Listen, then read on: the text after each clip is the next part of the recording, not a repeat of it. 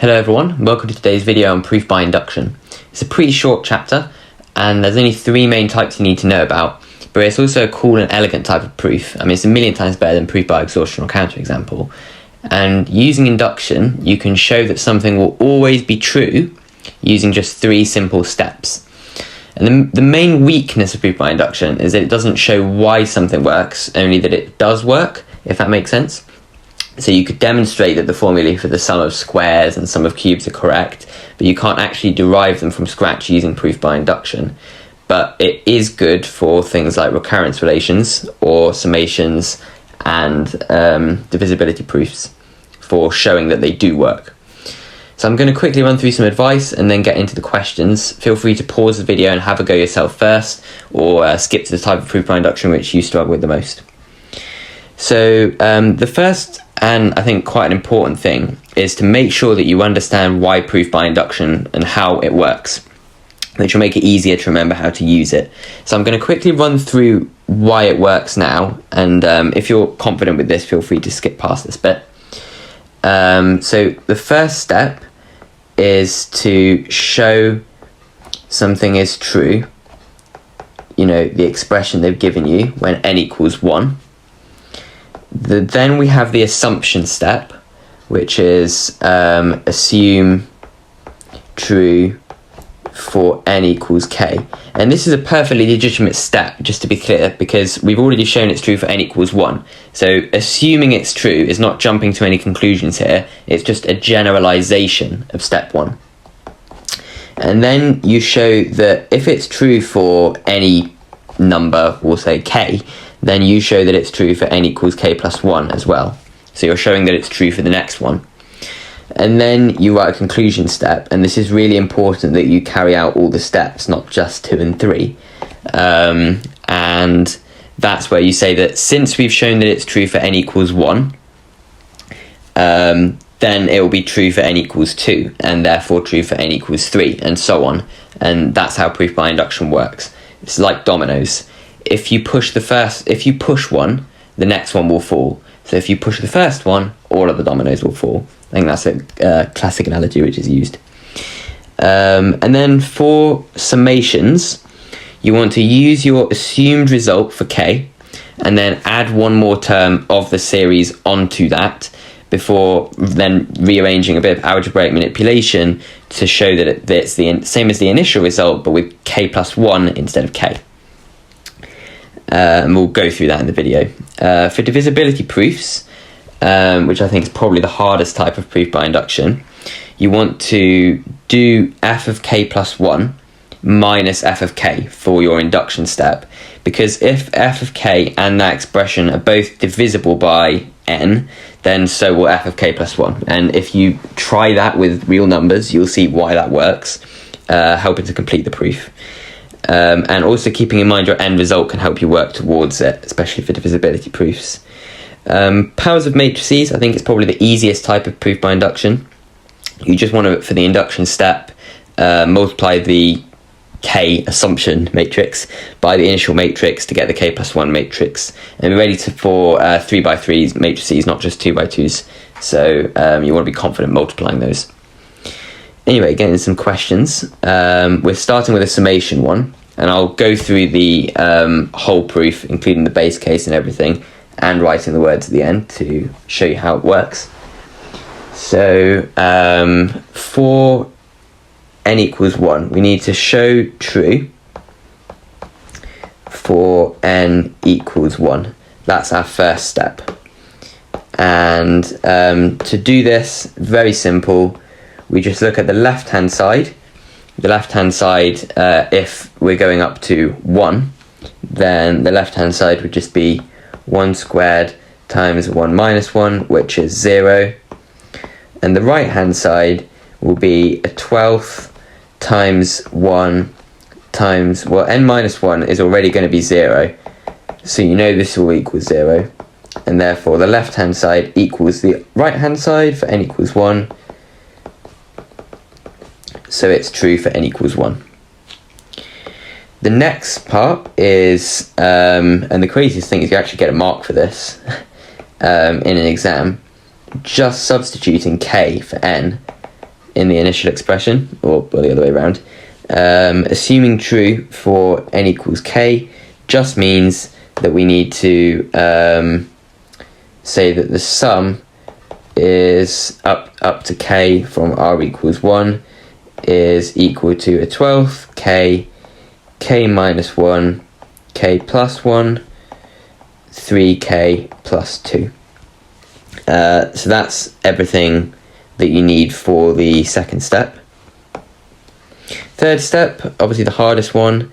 This is the one where you show that it will be true for n equals k plus 1. So for that, I'm going to use our initial expression, and which is this one here, and then I'm going to add on the last term.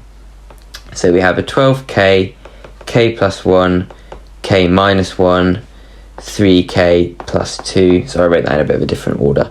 And then we need to add on, well, if we look at our initial summation, which I've just highlighted over here, we're just going to be adding on k plus 1 squared times, well, k plus 1 minus 1 is just k. So we just need to show that the initial recurrence relation holds for this as well, and then we've pretty much finished our proof. So for this, what I'd do is I would look at them both and say they both have a 12k k plus 1 in them. So I'll take out that as a common factor and look at what we have left. So we have k minus 1, 3k plus 2, add k plus 1. And, oops, sorry, not k plus 1, 12k plus 1, my bad. And then you can expand the inside, which gives us 3k squared minus k plus 2 minus 2. Add 12k plus 12, and from there, collecting the terms again, we have 3k squared, add 11k, add 10, which will then factorize to give 3k plus 5, k plus 2. And we can show that that is equal to the initial expression by, I mean, you don't really have to do this, but I'll do it here just to make it clearer. We have a half times k plus 1 instead of k minus 1, but it's k plus 1 minus 1. And then we have k plus 1 plus 1. And then we have 3 lots of k plus 1, add 2. And then very important that you write the words at the end as well. So what you write is something like this.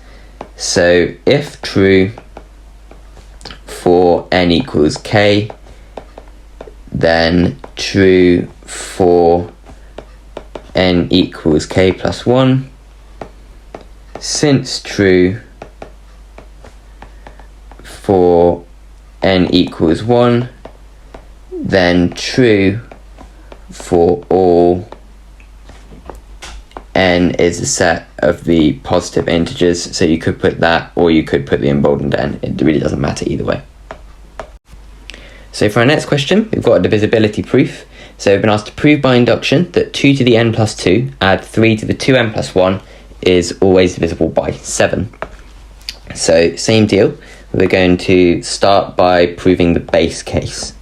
Show true for n equals 1. So when n equals 1, we have 2 cubed add 3 cubed, which is 8 plus 27, which is 35, which is divisible by 7. 35 is 7 lots of 5, and you do need to write that, by the way. It is a proof after all. And so true for n equals 1. And then we have the assumption step. Assume true for n equals k. And for this, all you do again is just substitute in k instead of n. So we have 2 to the k plus 2, add 3 to the 2k plus 1 equals. And then for this, I'm going to write 7 lots of a. Because it's divisible by 7, I can write that as 7 lots of a, where a is some arbitrary integer. And that's going to help me in my induction step. And then for the induction step, where we show true for n equals k plus 1, for that I'm going to substitute in k plus 1 first of all. So we have 2 to the k plus 3, add 3 to the 2k plus 3. And what I'm going to do is, well, first of all, I'm going to say let this equal f of n. And what I'm doing here is I'm doing f of k plus 1 minus f of k. Because if I can show that that is divisible by 7, and this will be a lot easier to show it's divisible by 7 than just showing f of k plus 1 directly. If we can show this expression is divisible by 7, and we know that this on its own is divisible by 7, then it follows on, and you can use this fact that f of k plus 1 will be divisible by 7, which is what we're trying to prove, essentially. So you start like this, and perhaps this is the hardest part, you want to substitute something from this expression. So I'm going to substitute this bit here. You want to substitute that into your expression which you've made for f of k plus 1 minus f of k. So for that, what I mean by that is we have 2 to the k plus 3, add, and we can write this as 3 to the 2 times, the dot just means a times, 3 to the 2k plus 1 minus 7a. Those two are equivalent. And then I'm going to substitute using my assumption step, and since I've assumed that's true, I can do anything with that statement I like in my induction step. That's absolutely fine. So equals 2 to the k plus 3, add 9 lots of, and instead of 3 to the 2k plus 1, I'm going to write 7a minus 2 to the k plus 2. So that's just come from my assumption step. And then subtracting 7a still. And then just going to expand that out. We have 2 to the k plus 3, add 63a minus 9 lots of 2 to the k plus 2 minus 7a. So the 63a and minus 7a, obviously they're divisible by 7. Showing that the other two terms combined is divisible by 7 is slightly harder. What you have to do is you have to look at it and say we have 9 lots of something and we want 7. So what I could actually do in order to be able to combine those terms, at the moment I can't combine them because we have 2 to the k plus 3 and 2 to the k plus 2. So in order to combine them, I need to first make this in terms of 2 to the k plus 2. How can I do that? By taking out a 2. So we have 2 to the 1 times 2 to the k plus 2. And then everything else stays the same, minus 9 lots of 2 to the k plus 2 minus 7a. And now we've pretty much done it. We have 2 lots of something minus 9 lots of something. That gives minus 7 lots of that thing. And then 63 minus 7, we have 56a.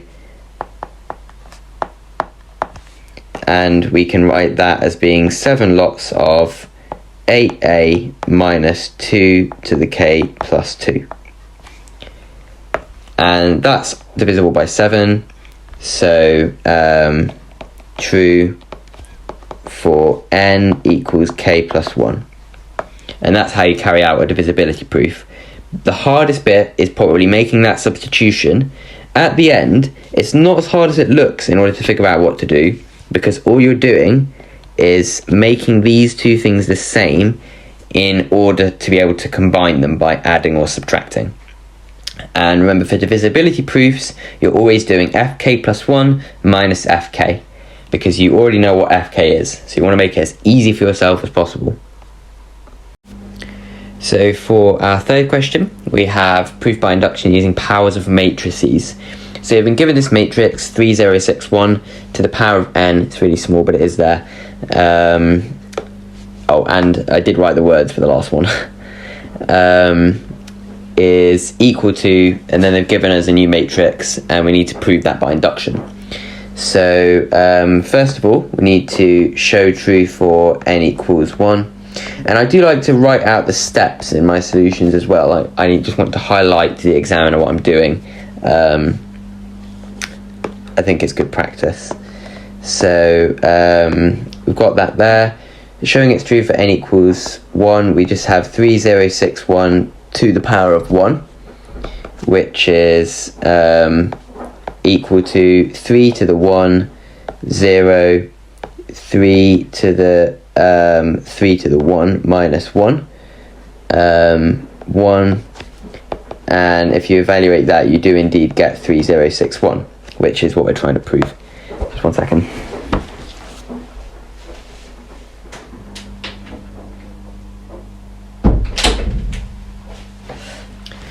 And for our next step, we have the assumption step.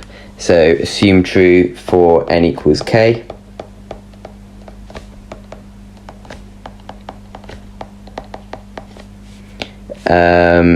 That means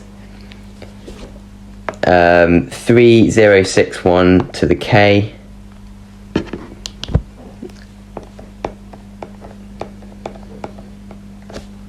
is equal to 3 to the k, 0, 3 lots of 3 to the k minus 1, 1.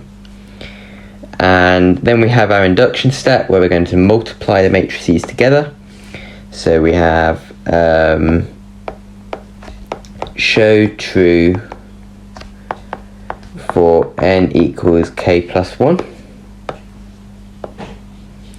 So for that, and you do have to be very careful to multiply the matrices the correct way around, because obviously AB is a different result to BA and so on. So we have that to the k multiplied by 3, 0, 6, 1. That's how we can represent that. So if we actually perform that multiplication, we can substitute for the 3, 0, 6, 1 to the k the result we're assuming to be true. So 3 lots of 3 to the k minus 1, 1, and then we have 3, 0, 6, 1 as before. And for this, you might also want to actually not just write the final answer, but show the multiplication happening, because again, it's a proof. So for this, we have 3 to the k times 3, so we have 3 lots of 3 to the k, and then we have the 0 times 6, you don't need to write that bit. And for the second element, we have 0, because it's 3 to the k times 0, 1. And then for the third element, we have 3 lots of, or should I say 3 squared times 3 to the k minus 1. And then we're adding 6, 1 times 6. And then for the final element, we'll just have 1. So a little bit of rearrangement. In fact, I'm not going to write out the whole matrix here, but all we really need to show is that 3 squared times 3 to the k minus 1. We need to rearrange that a little bit, so we'll say 3 lots of 3 times 3 to the k minus 1, or 3 lots of 3 to the k plus 1. Oops, I meant 3 lots of 3 to the k plus 1 minus 1. And that's what we were initially trying to show. So therefore, true for n equals k plus 1. And then once again, you write the words. So on to our penultimate question now. We have to prove by induction that 5 to the 2n minus 6n plus 8 is always divisible by 9. So step 1, show true for n equals 1. So for this, we're going to substitute in. So we have 5 to the 2 times 1 is 2, minus 6 lots of 1, add 8, which is 25, minus 6, plus 8, which is 27, which is 9 lots of 3. So it's divisible by 9. And then we have the assumption step. So 5 to the 2k minus 6k plus 8 equals 9a, because it's divisible by 9. And then induction step. I'll go through this one a little bit more slowly. Induction step. We're going to do f of k plus 1 minus f of k. Remember, because this is a divisibility one. So for that, okay, that was the wrong choice of colour. So for that, we're going to say 5 to the, and then we have 2k plus 2 minus 6 lots of k plus 1, add 8, minus 9a. That's what we're trying to show is divisible by 9. So I'm going to rewrite this by substituting the 5 to the 2k from the expression in our assumption step into this one. So I'm going to write this as 5 squared, and then instead of writing 5 to the 2k, I'm going to write 9a, add 6k, minus 8 here instead. And then I'm just going to expand the brackets out, so we have minus 6k, and then we have minus 6 plus 8 minus 9a. So if we expand that out, we have 225a, add 150k, minus 200, minus 6k, plus 2, minus 9a. And if you collect like terms, we don't even have to really go any further. We can just say this is 9 lots of 23a, add 16k, minus 22. So actually a little bit of an easier example than the first one, because we didn't have to make any further substitutions near the end. And then you have to write the words. There we go. And then for the last one, we have the summation one again. The sum of r times 2 to the r is equal to n minus 1 times 2 to the n plus 1, add 2. So, as always, show true for n equals 1. We have r times 2 to the r, so 1 times 2 to the 1 equals 2. So the left hand side is 2. And then looking at the right hand side, we have 1 minus 1 dot dot dot, add 2, which is going to be 2 because the whole of the first bit will just become 0. So the left hand side, left hand side equals the right hand side, hence true for n equals 1. Then we have the assumption step.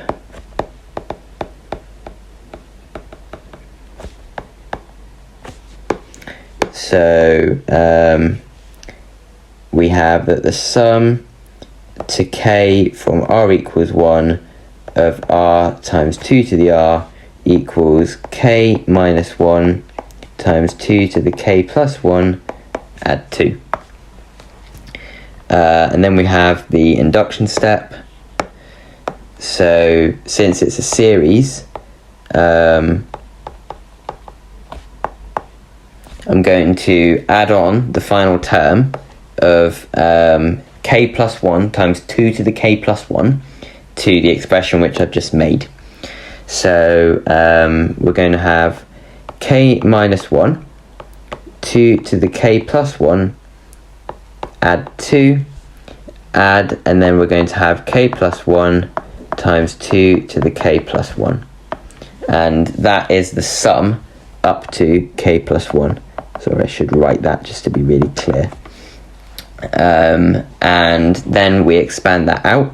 So we have k lots of 2 to the k plus 1 minus 2 to the k plus 1, add 2, add k lots of 2 to the k plus 1, add 2 to the k plus 1. So obviously now these cancel, and we're left with, well, k lots of 2 to the k plus 1 add k lots of 2 to the k plus 1. So we have 2k lots of 2 to the k plus 1 plus 2, which is what we were looking to show. So we have k lots of 2 to the k plus 2. So I'm just bringing the 2 from here into the power. Oops. And then closing it off like that, add 2. And this goes back to our original form nicely. So we have so true for n equals k plus 1, because it's the same as the original format, but with k plus 1 instead of k. And then all you have to do is write the words. That's it for this video. I hope you found it helpful. If you did, please like the video and share it with other further mathematicians so we can reach as many people in the community as possible. Thanks for watching, and I'll see you in the next one. Bye.